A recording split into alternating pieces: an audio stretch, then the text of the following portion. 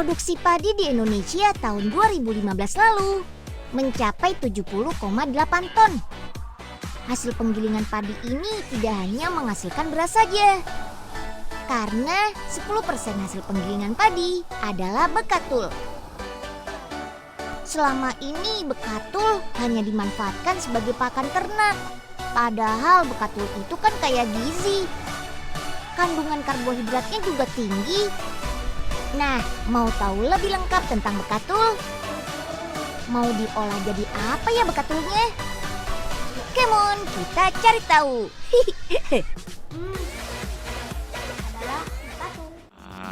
Lumayan, dapat banyak nih beras hitamnya. Biarpun capek, yang penting bisa makan. Asik. Olga, minggir! Dan Unyil, Embul, hati-hati dong kalau sepedaan. Kaget nih Pak Oga.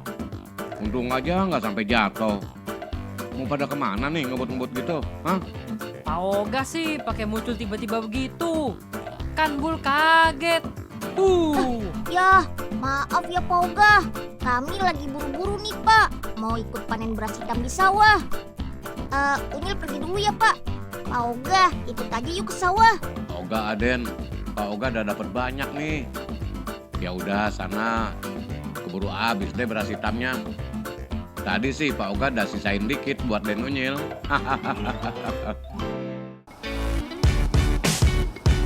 Bekatul atau biasa dikenal dengan dedak adalah bagian terluar dari bulir yang terbungkus oleh sekam. Karena punya kandungan gizi tinggi, pabrik di kawasan industri Jatake, Tangerang, Banten mengolah bekatul menjadi aneka panganan. Tahap awal di pabrik adalah sangrai. Lakukan selama 30 menit di suhu 67 derajat Celcius. Fungsinya untuk menghaluskan dan menambah aroma khas bekatul. Karena butuh bekatul yang sangat halus, kita ayak menggunakan mesin. Lanjut ke tahap membuat adonan.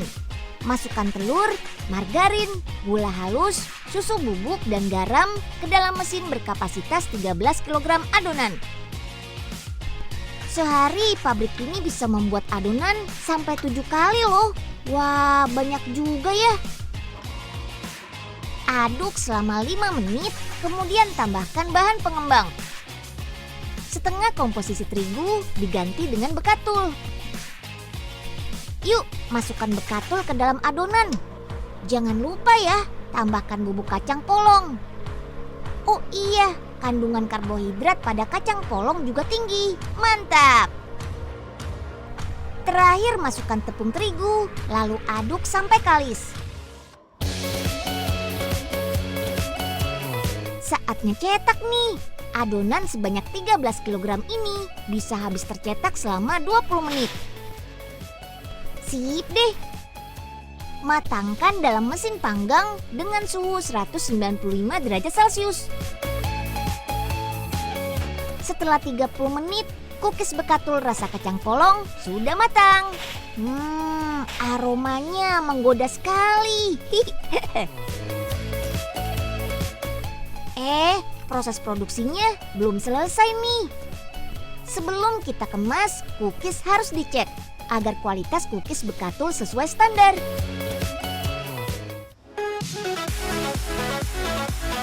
Kalau sudah lolos tes, tinggal kita kemas deh. Jangan lupa beri silika gel untuk menjaga kelembapan agar rasa dan warna cookies tidak berubah. Dalam satu kemasan ini berisi 10 cookies. Selain rasa kacang polong, ada juga loh rasa coklat dan vanila. Harga satu kemasan ini Rp25.000. Waktunya menikmati cookies bekatul rasa kacang polong nih. Enak banget. Dalam 100 gram bekatul mengandung 51-55 gram karbohidrat. 1 gram karbohidrat setara dengan 4 kilokalori loh. Kalori ini adalah energi bekal untuk kita melakukan berbagai aktivitas. Wah, Pak Oga mana sih nih? Katanya mau ikut bantuin Unyil. Den Unyil. Pak Oga, dari mana aja sih Pak? Unyil tungguin juga, gak datang-datang. Nih, cookiesnya udah jadi Pak. Mau cobain gak? Mumpung masih hangat nih. Aduh, gimana ya? Nggak ada Den, nggak. Yakin nih Pak? Ya udah kalau nggak mau, bantu ngemas aja deh Pak. Pak Oga ngapain Pak? Aduh. Anu Den. Katanya nggak doyan. Udah Pak, makan aja. Rasanya enak kok Pak.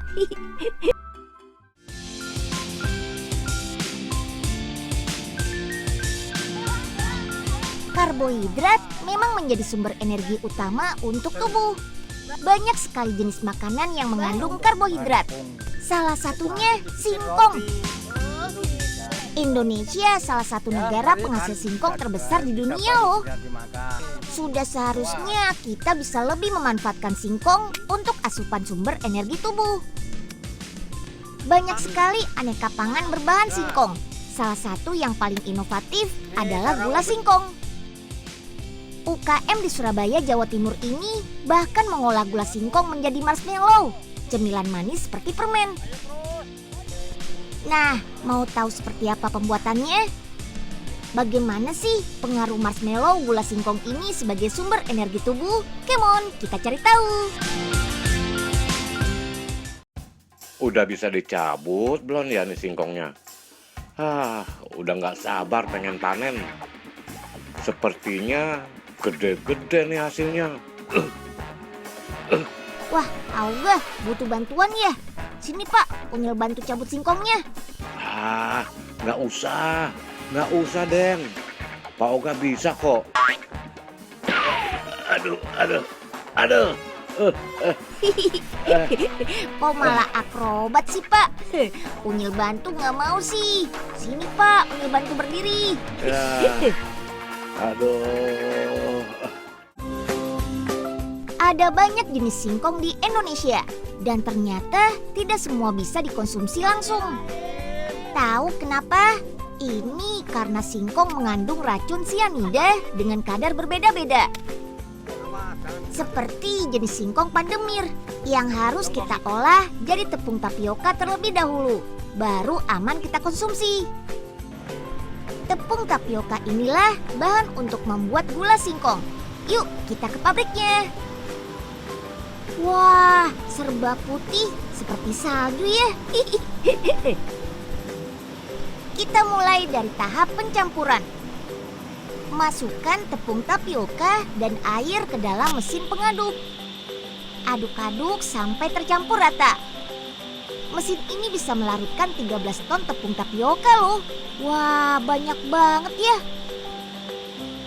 Gula singkong ini termasuk fruktosa atau gula alami yang biasa terdapat pada buah dan sayur.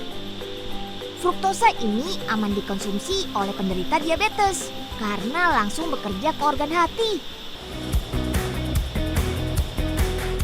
Yuk lanjut ke tahap pemasakan. Fungsinya untuk menguraikan rantai susunan tepung. Semua dilakukan dalam tabung agar steril dan tidak terkontaminasi. Ada tahap fermentasi dengan tambahan enzim tertentu juga nih. Hasilnya berupa fruktosa atau zat gula alami pada singkong. Berdasarkan hasil laboratorium, gula singkong ini mengandung 55% fruktosa dan 45% glukosa. Nah, sekarang pisahkan gula singkong dari kotoran nih. Hasilnya jadi jernih seperti ini. Sip, gula singkong sudah jadi. Tinggal kita kemas deh. Ada berbagai jenis ukuran. Salah satunya gula singkong berukuran 600 gram.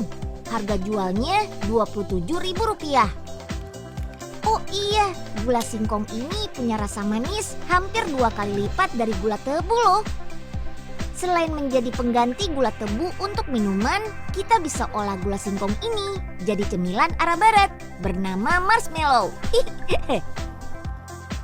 Marshmallow terbuat dari gelatin dan gula. Gunakan juga buah naga sebagai pewarna alami marshmallow. Buah naga kayak vitamin B1 loh. Bagus untuk mempercepat pembentukan karbohidrat. Mantap!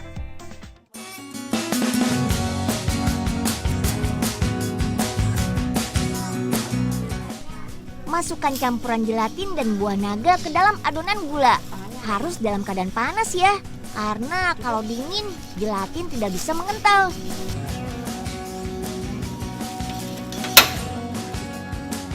Sip deh, kalau sudah kental tinggal masukkan ke loyang. Lalu simpan di suhu ruangan sampai menghasilkan tekstur marshmallow yang sempurna. Kenyal-kenyal seperti ini. Nah, ini sudah ada rasa buah naga. Wih, ada yang sudah jadi nih. Ayo kita potong. Gunakan tepung maizena agar marshmallow-nya tidak lengket.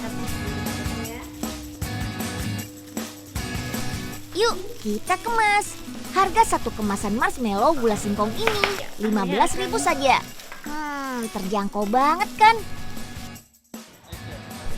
Karena gula singkong ini termasuk fruktosa, jadi ketika dikonsumsi langsung cepat menghasilkan energi untuk tubuh. Wah, pas banget deh dijadikan cemilan di sela-sela menjalankan aktivitas sehari-hari.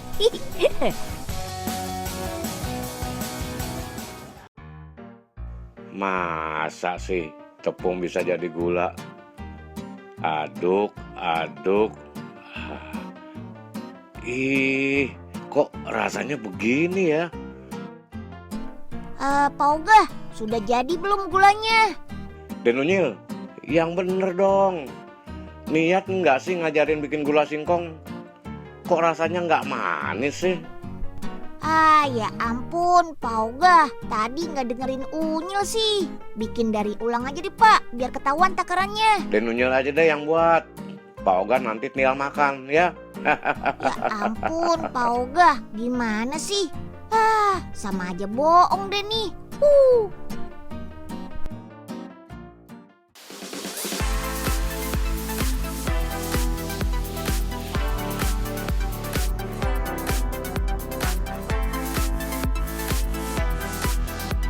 Sumber energi untuk tubuh bisa kita peroleh dari bahan makanan yang mengandung protein. Contoh bahan makanan dengan protein tinggi adalah jamur kancing. Yap, berada di ketinggian 700 sampai 1.200 meter di atas permukaan laut. Membuat tanah di daerah Pasuruan, Jawa Timur ini cocok untuk pertumbuhan aneka buah, sayuran, dan juga jamur. Yuk, kita ke tempat budidaya jamur kancing. Luasnya mencapai 39 hektar loh. Wah, pantas saja. Banyak banget jamur kancingnya. Wah, sebentar lagi mau panen nih. Asik. Idih, Den Unyil, tanahnya berjamur tuh. Sini Pak Oga basmi satu-satu. Bikin tanah nggak sehat aja. Jangan dibabat, Pak. Ini kan jamur yang bisa dimakan. Aduh, untung belum Unyil tinggal nih jamur. Bisa dibabat abis deh sama Pak Oga. Hah? Jamur bukan biasanya ganggu, Den. Kaki Pak Oga aja jamuran gatalnya minta ampun. Jamur kan jenisnya banyak, Pak. Ada yang merugikan, tapi ada yang menguntungkan juga. Kayak gini. Oh, gitu ya, Den.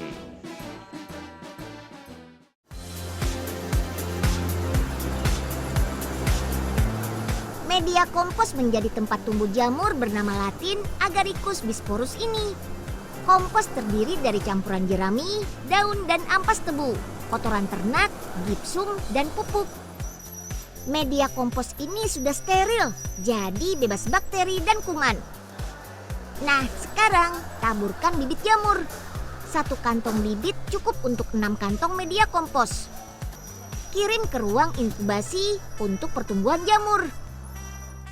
Agar jamur tumbuh dengan baik, harus ditempatkan di ruangan bersuhu 24 sampai 27 derajat Celcius. Atur juga kelembapannya. Sip deh. Sekarang tutup dengan tanah gambut. Tanah gambut berfungsi sebagai cadangan air. Fungsinya apa, Pak? Bisa untuk menyimpan air. Iya, jamur tidak punya klorofil loh. Jadi untuk mendapatkan makanan bergantung dari senyawa organik lainnya. Setelah 12 hari, jamur kancing sudah bisa kita panen. Ayo, ambil yang banyak ya. Jamur kancing adalah jenis jamur yang paling banyak dibudidayakan di dunia. Selain punya bentuk yang bagus, rasanya mirip seperti daging. Makanya banyak olahan makanan organik menggunakan jamur kancing sebagai pengganti daging. Protein pada jamur kancing lebih tinggi dari bahan makanan nabati lainnya. Protein merupakan sumber energi untuk tubuh kita. Saat ini masyarakat Indonesia mulai gemar makan camilan dari luar negeri.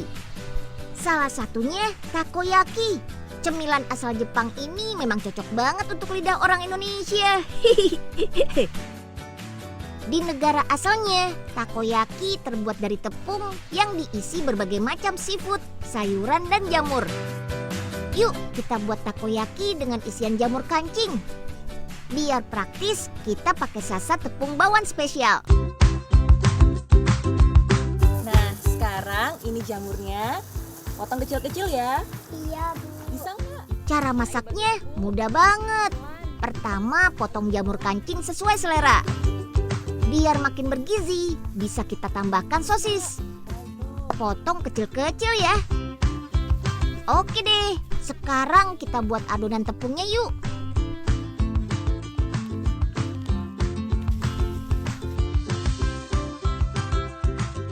Larutkan 250 gram sasa tepung bawang spesial dengan 200 ml air. Aduk sampai tepung larut. Sasa tepung bawang spesial terbuat dari rempah-rempah berkualitas asli Indonesia.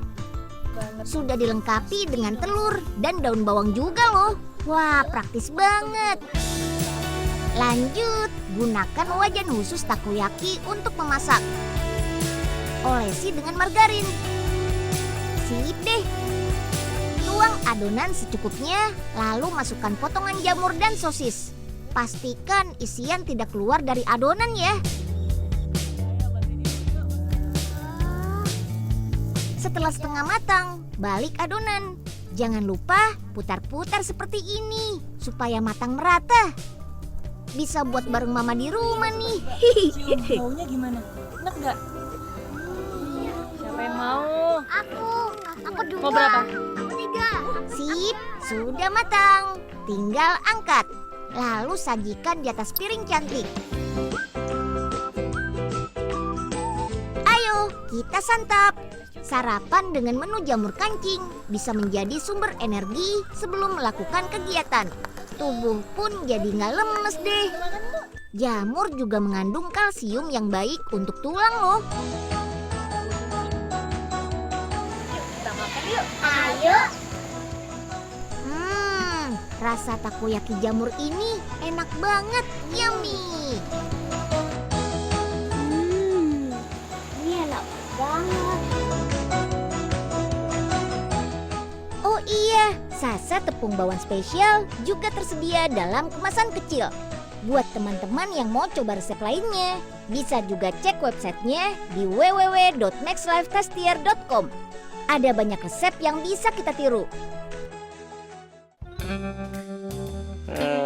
Berita isinya gini-gini aja. Sikut sana, sikut sini. Hah? Aduh. Gara-gara baca sikut-sikutan nih, Oga jadi nyikut bakwan Oga sendiri. Loh, Oga, Aduh. kenapa Pak? Kok marah-marah sendiri? Bakwan Pak Oga jatuh nih, Den. Padahal Pak Oga masih lapar. Oh, jadi ceritanya Pak Oga marah sama diri sendiri ya? Tenang aja Pak, Unyil masih punya banyak kok. Memang buat dibagi-bagi sih. Nih Pak. Wah, keren banget nih Den Unyil. Ayo Den, makan bareng-bareng. Asik.